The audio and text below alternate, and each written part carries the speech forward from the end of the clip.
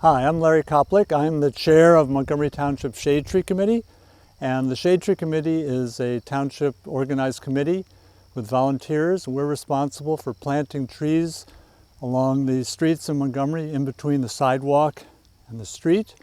We also plant in the parks. We also plant in the Arboretum. Anyway, the Shade Tree Committee needs your help. We're going to talk about mulching. Mulching is a very important thing especially for newly planted trees. It helps to keep the soil moist. We have a lot of dry summers in Montgomery. It also helps to keep the weeds down. But the way a lot of Montgomery homeowners are landscaping their trees, either themselves or by a landscaper, it's not correct. They're not mulching their trees correctly. And this is a problem for the trees. It's a problem for the trees that shade tree plants. It's a problem for your own trees. There's a correct way to do this and an incorrect way. It's very simple, and a lot of landscapers apparently don't know the correct way, or at least they're not doing the correct way. So I'm going to show you the incorrect way and the correct way. And I'm going to show you also, this is not just a shade tree thing.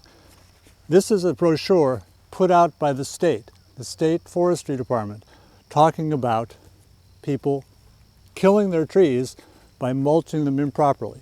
People are doing, you can see that from this picture, people are making these huge mounds.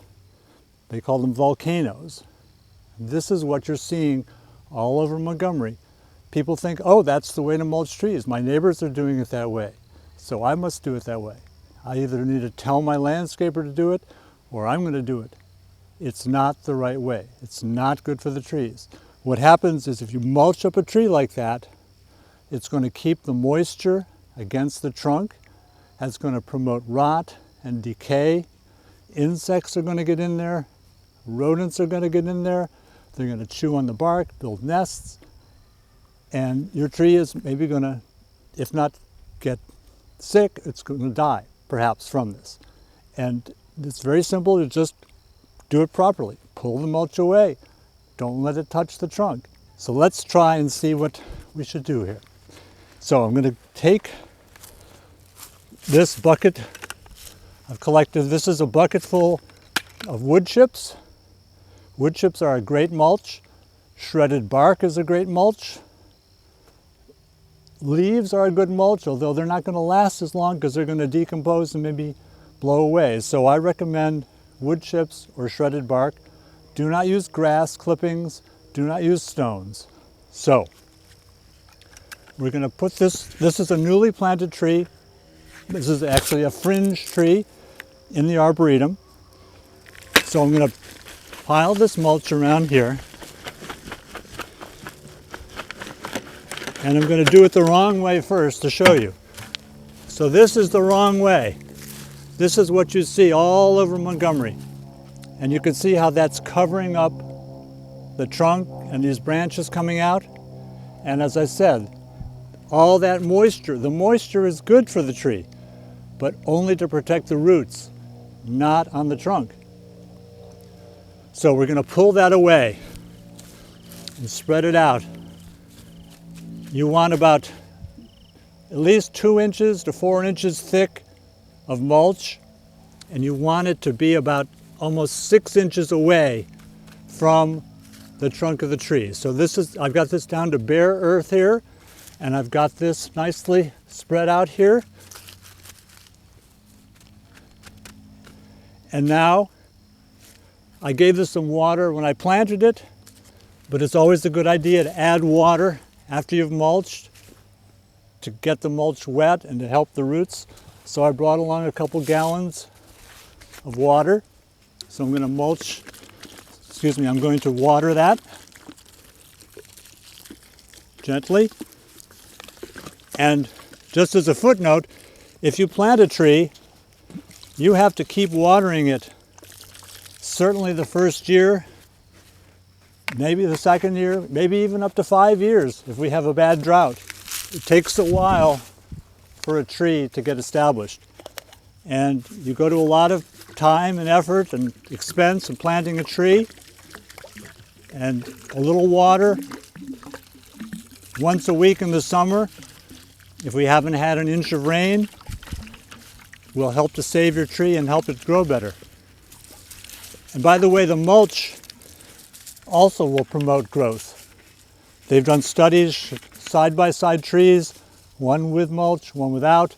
The one with mulch will be twice as high in a few years. So